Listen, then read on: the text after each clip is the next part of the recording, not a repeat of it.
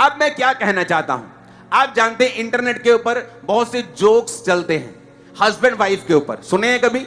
Mostly जो comedies हैं उनमें हस्बैंड और वाइफ का बड़ा जिक्र होता है। मोस्टली जो कॉमेडियन हैं वो हस्बैंड और वाइफ के रिलेशनशिप पे बहुत से जोक्स करते हैं। कितने मेरी बात को समझ रहे हैं?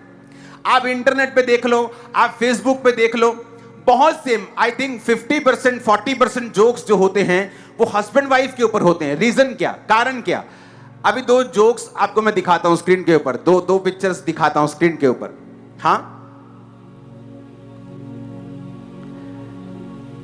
वो देखो एक फोटो है, उसमें लिखा है कि 700 साल पुराना एक कंकाल मिलता है और एक का मुंह खुला है। तो नीचे लिखा है कि वाइफ अभी भी आर्गुमेंट कर रही। क्या लिखा है? द वाइफ इज स्टिल, मतलब एक जोक लिखा है कि वाइफ अभी भी आर्ग्यू कर रही है। आप ऐसे जोक्स व्हाट्सएप पे देखते हैं, फेसबुक पे देखते हैं।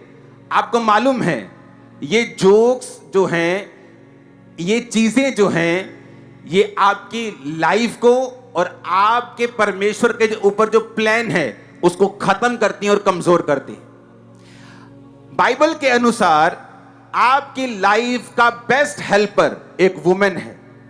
कौन है? अपने पड़ोसी को बोलो, बोलो औरत है। अगर आप स्टडी करें तो स्टडी में यह मालूम होता है कि जिन लड़कों ने, जिन बच्चों ने अपनी माता के प्यार को ज्यादा पाया है और अपनी माता के ज्यादा करीब हैं, उनके डिप्रेस होने के चांस दूसरे बच्चों से कहीं अधिक कम है, क्योंकि शादी से पहले आपकी मदर आपका डिवाइन हेल्पर है। तो स्टडी ये कहती है, साइंस ये कहती है कि जिन बच्चों की निकटता अपनी मम्मी के साथ है, वो बच्चे कम डिप्रेस्ड हैं दूसरे बच्चों से जो अपनी माता के इतने करीब नहीं हैं, अपने पिता के इतने करीब नहीं हैं। जो पेरेंटल लव है, जो माता पिता का प्यार है, वो एक यंग को, एक चाइल्ड को डिप्रेशन से, स्टडी ये कहती है। वचन क्या कहता है? मोस्टली जब आप इन जोक्स को सुनते हैं, आप वाइफ को, आप अपनी पत्नी को अपनी सोचों में आप उसे गिरा रहे होते हैं और आप उसे कम कर रहे होते हैं। आपको लगता है वाइफ सिर्फ आर्ग्यू करने के लिए है, आपको लगता है कि ये सिर्फ एक टेंशन है, ये सिर्फ एक डिप्रेशन है। ऐसा माहौल इंटरनेट के ऊपर बनाया जाता है। रीजन क्यों? क्योंकि शैतान को एक बात मालूम है, आप इस धरती पर हैं, शादी से पहले आपके माता और पिता आपके हेल्पर हैं, डिवाइन हेल्पर, और वो वहां आपको लेके जा सकते हैं जहां आप खुद नहीं जा सकते। और मैरिज के बाद वचन कहता है कि तब तुम माता पिता से अलग रहोगे और मनुष्य आदम अपनी पत्नी से मिला रहेगा, क्योंकि वचन ये कहता है कि आपकी पत्नी फिर आपके लिए डिवाइन हेल्पर है। और जब आप ये जोक सुनते हैं, आप दुनिया की बातों पर ध्यान लगाते हैं, आपको मालूम नहीं होता कि आप अपने डिवाइन हेल्पर की जो अनॉइंटिंग है उस पर मिट्टी डाल रहे हैं। आप उसके लिए इग्नोरेंट हो रहे हैं जो आपकी लाइफ में परमेश्वर ने आपको दिया है। कितने मेरी बात को समझ रहे हैं? अब ध्यान से मेरी बात समझना। यहां बुरी पत्नी आई और बच्चे मर गए। क्यों? क्योंकि एक पत्नी ने, एक वाइफ ने घर को बनाना था, घर को स्ट्रांग करना था, बच्चों को बनाना था। बाप अपने काम पर है, बाप अपना बिजनेस कर रहे हैं, लेकिन मां को अपने बच्चों को पालना है, उन्हें शिक्षा देनी है। लेकिन ये मां नहीं कर पा रही थी। क्यों? क्योंकि ये कनानी औरत थी। कनानी औरत थी तो वो शिक्षाएं मालूम नहीं थी, बाइबल की शिक्षाएं मालूम नहीं थी। उन लोगों में वो चीजें आम हैं। आप अगर अन्य जाति में आप देखो तो वे विचार वो खुल के डिस्कस करते हैं, उनके लिए वो आम चीज है। लेकिन वचन क्या कहता है? वचन हमें पवित्रताई में जाने के लिए कहता है। तो जब उनकी बढ़ोतरी, जब उनकी जो शिक्षा थी वो सही नहीं थी, तो वचन कहता है कि परमेश्वर ने उन्हें मार दिया।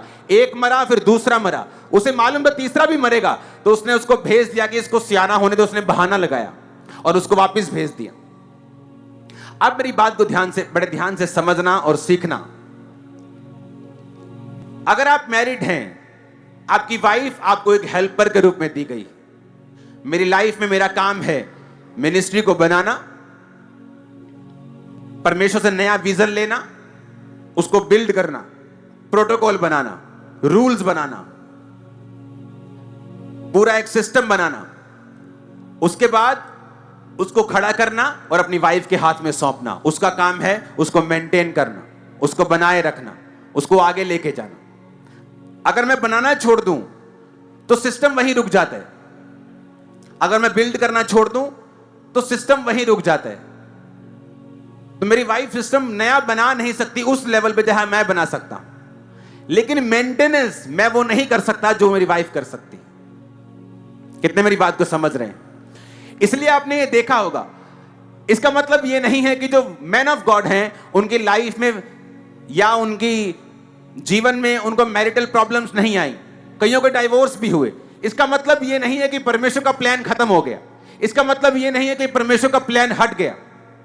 जब परमेश्वर ने ये देखा कि आदम जो है वो काम कर रहा है, तो परमेश्वर ने कहा तेरा अकेला रहना ठीक नहीं, मैं तेरे लिए एक मददगार बनाऊंगा। और बाइबल कहती है परमेश्वर ने उसे हवा को दिया।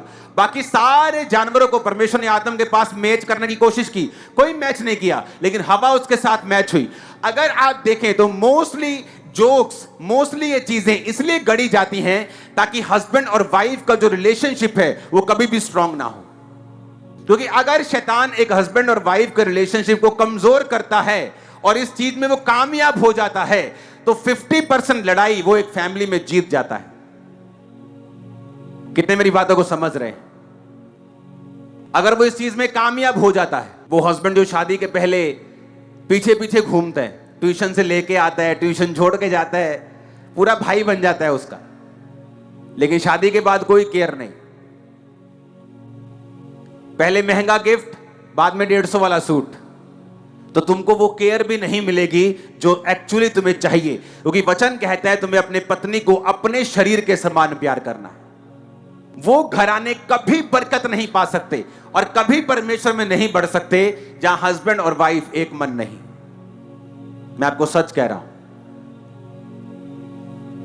मैंने कई लोगों को, कई बच्चों को बीमार देखा है फैमिलीज में हस्बैंड और वाइफ की लड़ाई के कारण। इसलिए आप देखते हैं इंटरनेट पे बहुत से जोक्स आपको मिलेंगे हस्बैंड और वाइफ के रिगार्डिंग। क्यों? क्योंकि शैतान इस रिलेशनशिप को जो सबसे स्ट्रांग है इसे वीक करके आपकी लाइफ को वो वीक और कमजोर करना चाहता है। आप समझ रहे कि नहीं?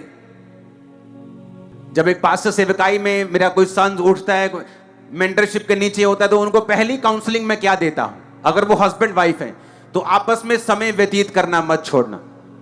जो चीजें हैं उन्हें बोलकर हल करना। कोई मिसअंडरस्टैंडिंग है, कुछ भी है, उसे दिल में नहीं रखना, बोलकर खत्म करना है।